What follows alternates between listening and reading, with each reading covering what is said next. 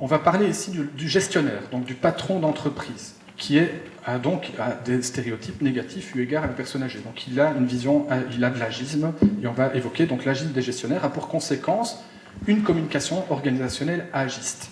C'est-à-dire qu'il va prendre des décisions qu'il pense pouvoir bien faire, parce qu'il n'a pas envie de faire du mal à la personne âgée, mais comme il pense que ce n'est pas bien pour l'entreprise, il fait des actions en défaveur de la personne âgée.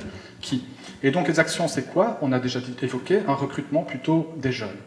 Donc ça, c'est assez paradoxal, parce que dans cette enquête qui a été faite en 2003, on demandait aux patrons d'entreprise ce qu'ils pensent des travailleurs âgés, et même les patrons d'entreprise qui disent « Ah, mais c'est des gens super, ils ont de l'expérience, c'est génial, c'est profitable », quand ils étaient amenés à devoir recruter une personne, engageaient plutôt un jeune qu'un âgé. Donc c'est un peu le truc de nouveau schizophrénique. Et en Belgique, un employé de plus de 50 ans a 5 fois moins de chances d'être engagé qu'un employé de moins de 50 ans. Formation dirigée vers les jeunes, on l'a déjà évoqué également. Seulement 10% des entreprises proposent des formations pour les travailleurs plus âgés. Donc l'idée est de nouveau la suivante.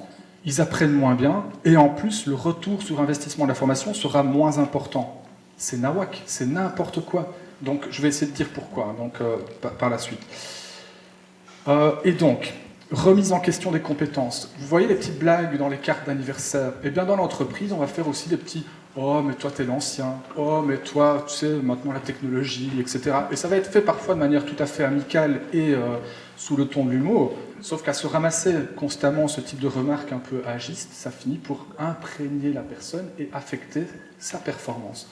Et donc ça, c'est le principe qui est que plus on dit d'une personne qu'elle n'est pas compétente, plus elle va se sentir moins compétente, et plus elle sera moins compétente. C'est ce qu'on qualifie, et manifestement on l'a dit ce matin, de prophétie autorisatrice des stéréotypes.